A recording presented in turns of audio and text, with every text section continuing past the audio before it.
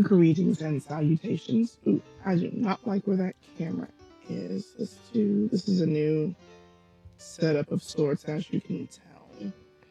Okay, I'm out of town and will be for a few days, but I had to get some content out for you good people. So here we are. Again, greetings and salutations. I forgot to put on my new computer glasses. I find that I'm a bit frazzled, and I will be for a bit. But it is what it is. Life goes on. We get frazzled. We move on. We do our best. That's all I can say. Um, I've had a lot of issues with migraines lately due to some medical stuff going on. And I got these glasses. I got 3 new pairs of glasses, and you've seen the first pair. Got these with a migraine blocking tint thing. So hopefully that helps negate while I'm staring at the screen. They look like sunglasses a little bit, but they have like this pink tint, and it helps with blocking migraines. So we'll see how it goes. If it helps, great. If it doesn't, they're cute and I like them. So, yay. Alright, let's try and... Which light's giving me the glare? Whatever. I give up. We're just going to do our best. I have a new computer. I'm not sure if this is going to save my data or start it all over again. If you see this, it saved my data. If you don't see this, it started all over again. So let's hit continue and see what happens.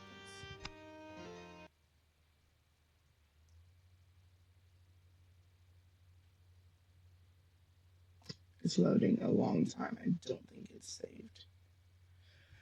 Which is going to be upsetting. So I need to set up my new old computer.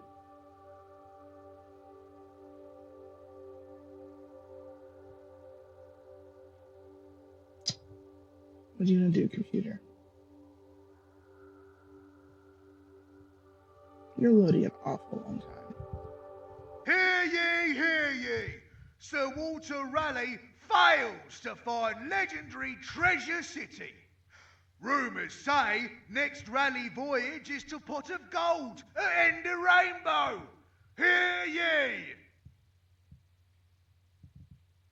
Okay, so, oops, let me move my camera. I don't know, I guess that's better.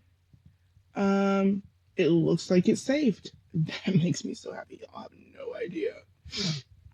Okay, so last we played, yes, we told Sir Walter Raleigh that his voyage to find the gold with whoever, or we told the guy who's going to invest, I forget his name, it's been a while, that Sir Walter Raleigh's trip would fail and that he shouldn't invest and it was just a fool's errand. So I was right because, and hopefully the guy, I don't remember, I think Dr. Foreman did tell him to my satisfaction. I think Dr. Foreman, I think it's his last name if I recall, tells people what I want them to hear when it doesn't affect him personally. But if it's going to affect him personally in any way, he embellishes or doesn't do as I think he should say. Not that he can hear me, but I'm choosing these answers, and he sometimes doesn't tell them as truthfully as I wish he might. Look, guys, I have an issue. I don't like my lips to be dry. I don't care if I just put gloss on. It doesn't have to be moisturizing. I just don't want nothing on my lips. I need something on my lips. Okay, so let's continue on. Since we were right and Sir Walter has failed.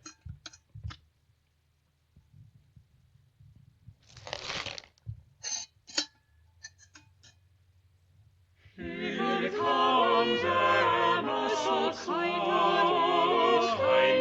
to the frail and aged she offers sympathy.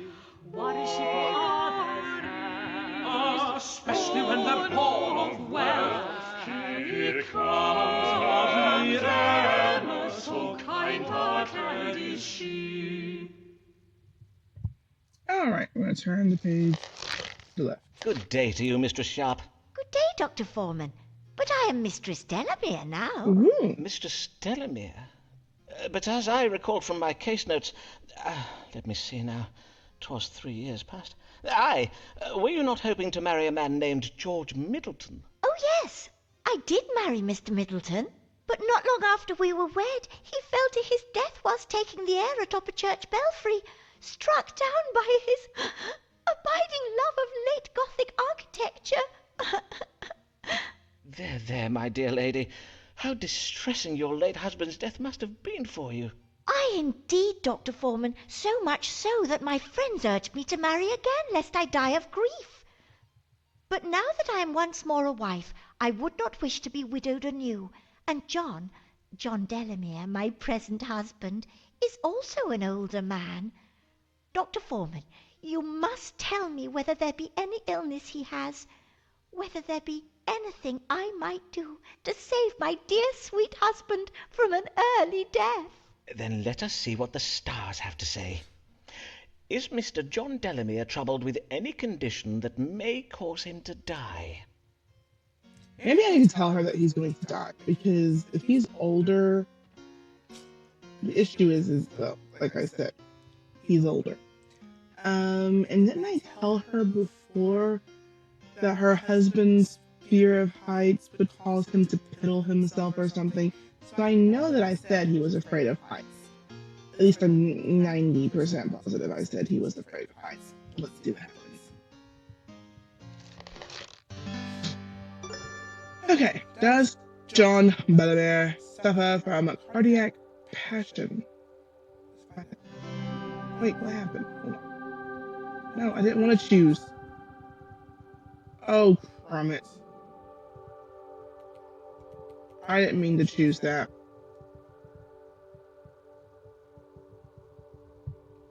And I can't unchoose that.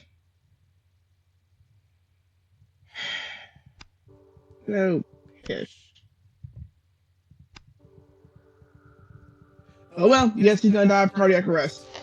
Wait. Yep, I can't change it. Madam, I am afeard your new husband suffers from a cardiac passion. I don't know what You it must says. keep I him don't know what it away is. from anything that may cause him alarm or shock. To wit, changes in temperature, sudden noises and surprises. Oh, I will, sir, I will indeed. I thank ye for this wise counsel. Good day, Dr. Foreman. Oh well, we're going to be more careful in the future. That was my bad, guys. My brain's not so well. There's some stuff, they've got some health issues going on. Not my brain. It's just a lot. I don't want to get into it. Just know that my concentration and my focus are not. Sure. We're gonna go with it. I don't care. I should. But I'm not going to care. Sibyl's a fine host, of this she will oft boast. She loves to entertain, though hard she does try, her dinners go awry. And in tears and shame.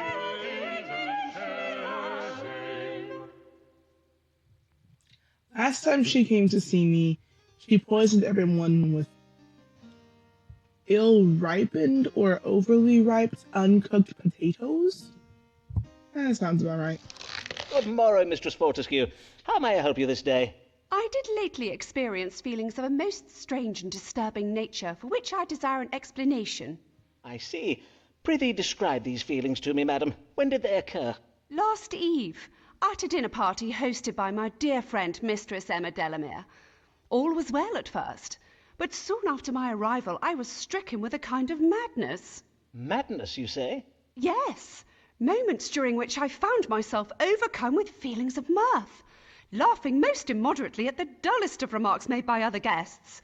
At other times I felt an unnatural fascination with the shape of the candelabra in the table's centrepiece. And all the while I was so ravenous with hunger, I quite absent-mindedly ate all the sweetmeats at my end of the table. I fear my rapaciousness did not escape the notice of guests seated beside me. Such an immoderate appetite is out of character for you, I take it. It could not have merely been occasioned by anxious passions? Why, nay, Dr. Foreman. Forsooth, I ought to have been very calm last eve, for I did spend the afternoon inhaling the fumes of an aromatic oil, a gift from my sweet husband, sent back from his explorations in the Near East. I did mention my husband, Captain Henry Fortescue, before, I think. He is a great friend of Sir Walter Raleigh. Oh, Henry and Sir Walter find the oil most relaxing, so he tells me. Yet you were not so very relaxed last eve, I take it. No, not in the least, for I fear a capricious spell was cast upon me. Over the course of the evening, I developed the strongest intuition that malignant forces were present in the room, and that I had been bewitched. Could it be true, Dr. Foreman? Might a witch have cast a spell on me? That is something we shall have to ask the stars, madam. Let us see. What was it that afflicted Mistress Sybil Fortescue last eve at dinner? Sounds like back then would it have been like maybe hemp oil? Not hemp oil, but you know, a little of the something something. Or like a hookah, maybe? Whatever it was definitely because it caused hunger and it sounds like she was high. Sounds very much so like she was high. She was high as a kite. And though I do not necessarily condone or abolish, to each their own, if legal where you live, you do you. Don't break the law. This is all I ask, and be responsible. I remember the very, very first time I accidentally got high. I did not intend to get high. It was 100% accidents, and I won't get into the details. But if I had not been inertly or innately aware of what I had consumed that would have caused such, then I would have thought that I was dying because my pulse was like pushing 200 and I was freaking out. Like it was an interesting experience. It wasn't awful once I was no longer in public and my boyfriend at the time took me home. It's just been 4 or 5 years ago at this point. And yeah, no, it was similar to, I see similarities there. So let's see what our options are. And let's see if I don't accidentally tell someone the wrong thing. What caused my strange behavior at dinner? The client is troubled with melancholy condition characterized by lethargy, anxiety, and sadness. This represents an imbalance of black bile melancholy. They always think that it's black bile. I don't understand. Been bewitched. The moon suggests the influence of Stipperary, suggests the possibility of death, suggests witchcraft. Probably this one then. Smoke chronic. This is chronic. Suggests it was an altered mental state. Smoke inhalation. I'm gonna say this one because it sounds the most like whatever the oil was, because it was whatever she inhaled. So we're gonna go with Gemini, which is like me, guys. And actually, based on when this video posts, it will post in how many days? It will post in 4 days, and it will have been 5 days since my birthday. This will post on Friday the 6th, and my birthday was Sunday the 1st. So don't be surprised if you do not recognize me. It's not just the glasses on my glorious face, because I'm a whole year older than last you saw me. So congratulations. From Wednesday to Friday, I got older. Now, madam, the oil your husband sent you. This was the first time you did inhale its fumes, methinks. Yes, the shipment of gifts from my husband did only lately arrive. Then I think we have your answer. I have read some interesting tales of such oils and herbs of the Near East. 'Tis said they occasion certain temperaments, to wit, an excessive sanguinity, which will of course the immoderate laughter and increased appetite. They can also provoke a narrowing of the mind, which would explain your temporary fascination with the candelabra, and I believe the fumes of this oil may also have been responsible for the notion that you have been bewitched. And the men of the Near East gain pleasure from this oil? They would render themselves foolish on purpose? Aye, indeed. Foreigners have many strange customs and desires that we cannot hope to understand. How fascinating! I thank you for this explanation, sir. Indeed, 'twill make for a most diverting tale with which to regale guests at my next dinner. God give you good morrow, Dr. Foreman. At least she's happy to know she got high. And yes, people do make fools of themselves for fun. I, for one, do. I don't need intoxication to do it. No inebriation or intoxication required for this fool. Comes naturally, one might say. The coroner did come seeking an explanation for her strange behavior at a dinner hosted by Mistress Emma Delamere. I did judge the coroner's strange behavior as having been provoked by the inhalation of smoke from an oil obtained in the Near East.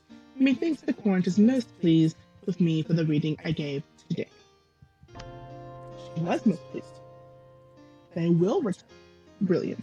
I wonder if Dr. Foreman's manservant was ever in the Navy. His arms still appear very strong. I forget. People like my manservant. We've not seen him. I forget his name. I don't remember. I don't actually have no knowledge.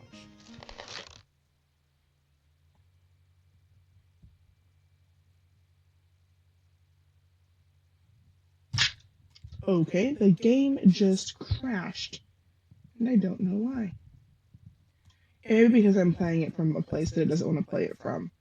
And I really don't want to start it all over again. So we're going to give the old college try. And see if we can get to go again.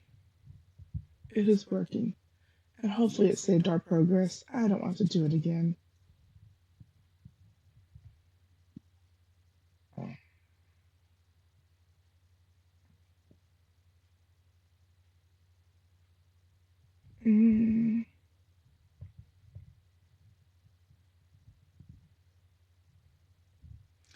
Alright. Continue.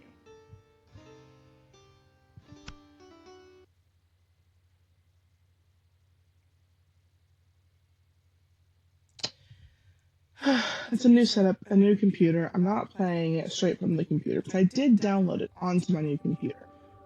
But I didn't want to lose all my progress. I really didn't want to start all over again. That was my fear. Because I've got several hours, like 4 hours in the game, and I didn't want to play the 4 hours again, or have to use my old setup. I really want to use my new computer. The consultation, will this one end in bed? Or will Mistress Allen slap him round the head?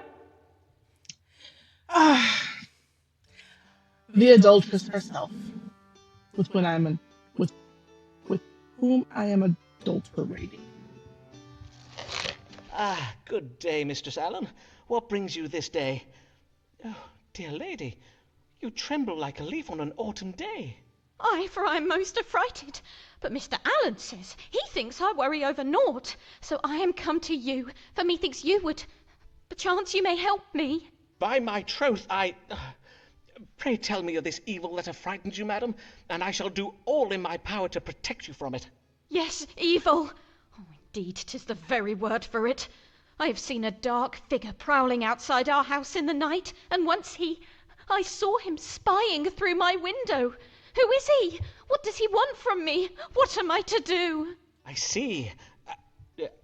And you do not recognize his face or any other particulars? The colour of his hair, for instance? Oh, nay, for 'tis always so dark. But by his silhouette I can tell he is a bony, scrawny little man. Is he verily? But your husband thinks 'tis naught to worry over, you say? Aye, he says the man is doubtless naught but a poor travelling tinker who is merely taking shelter in our garden. 'Twould explain why his figure is so slight, to be sure, but what if he is not a tinker? What if his purpose is more sinister? Aye, indeed. Then let us consult the stars. Who is the man prowling outside the Allens' house in the night, and what is his purpose? Ladies and gentlemen, my dear sweet viewers, 'tis but him in his scrawny, twiggy form. Let's see what options I have to tell her that it's me.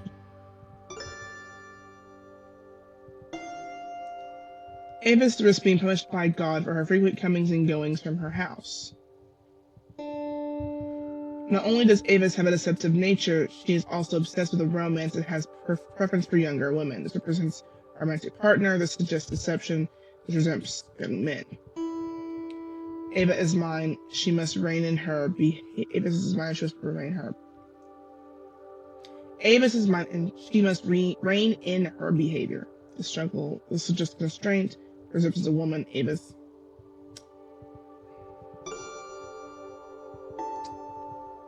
The Prowler is a mature, indulgent man who is a secret enemy of the Allens. This represents mature man, and this represents intelligence. The relationship between Avis and I is changing. This represents change. This represents sex.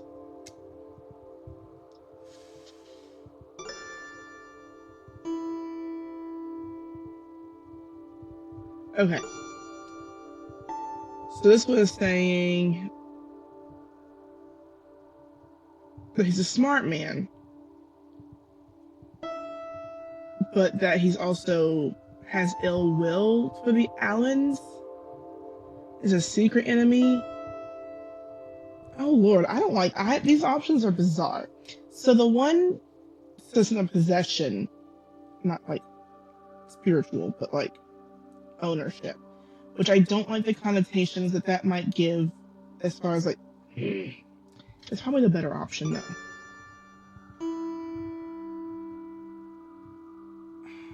I think this is probably the best option. Deception, because it is a deceptive relationship. It is a romantic partner. I don't know that he's younger. I don't know our age versus her age. I really don't. I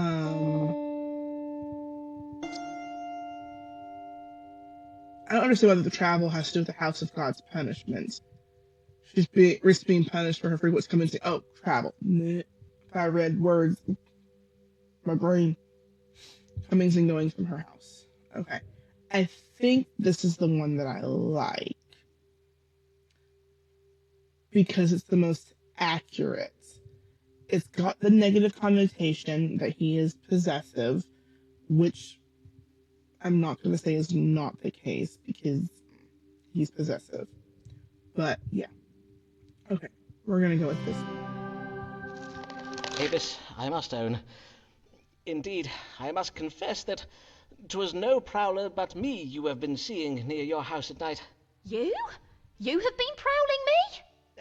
Nay, I have not been prowling you. I have been merely watching your comings and goings. 'Tis very different. But you... Why? One evening, when you said you had no wish to see me, I needed to know why. So You went to the Quiet Bear, did you not? What business did you have at an alehouse? Was it to meet a man? You... How dare you cast shade upon my honour thus? I never met another man. Methinks you speak false, madam. I see the way you look at William. Nay, do not dare play the innocent damsel with me. You mean your manservant, William Buck? But you soil-minded mule, you deluded dog-botherer. And a married woman of your age as well. For shame, madam. Nay, put that down. Put it... Ah! Fie, madam. That was a priceless Venetian vase.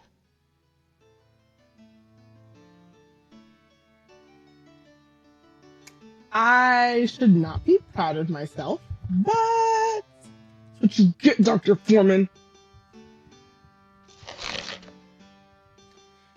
To her believing she was being proud, did wish to know the identity of her prowler. I admitted to Mistress Allen that it was I who had been keeping an eye on her and comings and goings. She took that rather ill, the advice. They will return, though. We already got our letter of recommendations. Doesn't matter what she thinks. If I see him in the garden again, I shall have Mr. Allen go, and nay, methinks I had best not tell Mr. Allen. Yeah, you can't really tell your husband now, can you?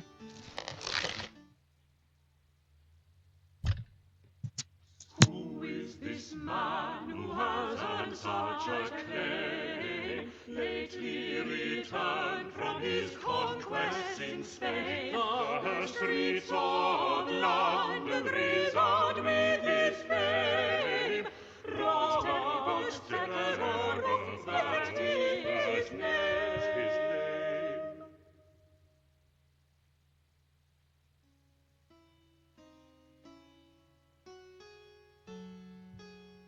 Sorry, I was looking at something else. What is this asking me? Anyway, I don't think we've met him yet. I think this is new. Hello, new sir. Good day, sir. How may I? By Jupiter! Can it be true? Robert Devereux, the Earl of Essex, Lord of Her Majesty's Privy Council, a hero of the Battle of Cadiz. Prithee, calm yourself, Sirrah. Pray, treat me just as you would any other querent. Of course, as it pleases your lordship. But may I say, what a great privilege it is to... may I offer you a... You are the man who had some success treating the plague some years past, are you not? Oh, indeed, my lord. You are very well informed. My strong water did save many a Londoner from a most lamentable death. Then perchance you might have some cunning cure for me as well, for since I am returned to England upon having resolved that small matter in Spain, I find myself afflicted with the most vexing ailment. Oh, but your most glorious capture of the Spanish city of Cadiz was no small matter, my lord. All England talks of nothing else. Why, pamphlets recounting your heroic exploits are sold on every street corner in London. Mayhap they are. I know nothing of them. My single-handed victory against the King of Spain was but a trifling affair, and the least I could do for my queen and a grateful nation. But I fear vast riches and the hearts of many a Spanish beauty were not the only things I did capture while I was there. What else did you capture in Spain, my lord? I fear I do not grasp your meaning. If you would kindly show me where upon your body you are... As you see, this Spanish disease I caught has me oozing a most disagreeable substance. Methinks I have a fair idea of the nature of your affliction. But I must confirm the judgment with a reading of the stars. Let us see, what disease troubles Robert Lord Devereux, the Earl of Essex? Did he catch an STD? Let us find out. For the hearts of many a Spanish lady.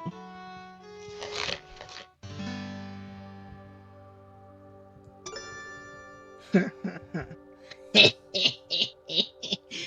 never actually seen that word written out, but I know what it is. Some things you just know. Robert Devereux is suffering from gonorrhea, a disease characterized by a white matter running from the privy member and pain while passing urine. This suggests the illness will not last long. He's troubled with love. This suggests illness will be long-lasting, suggests that illness is curable. Suffering from an evil digestion and affliction that may occur both upward and downward purging. Yeah. Severe R narcissism, which he has.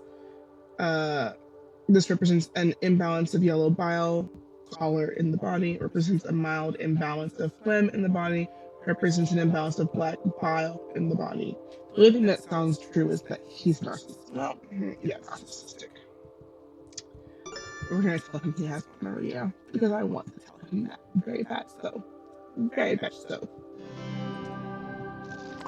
You have gonorrhea, my lord. 'Tis a condition provoked by an increase in intimate activities. Too much strumpy-humpy, eh? Well, 'tis true that since news of my victory got about, every wench from Southwark to Shoreditch wants a piece of my action, as it were. And how may this gonorrhea be cured? The most effective method is lead plate therapy. Usually this requires a man to lie in bed for many hours with a leaden plate positioned upon his privy parts, thus allowing the lead to impart its healing properties to the affected member. But, of course, men such as your lordship have no time to lie around in bed, which is why... Let me just fetch it from my cabinet. Which is why I invented this. And that is what? Some sort of wonder chub, like the ones old men used to wear? Precisely so, my lord. 'Tis a codpiece that I had a blacksmith fashion out of lead. I invite your lordship to wear it under your breeches, so that the lead may remain in contact with your privy member at all times. Indeed, until you are cured. Ha! How very droll this is. Verily, how old-fashioned. I will appear as hung as old King Henry Tudor. Mayhap I just wear it in my chambers. Good day, and please come again. If you need anything at all, I am at your service. I think I have a crush on him now. He's on the hearts. I am but a lecherous individual, it seems. I jest.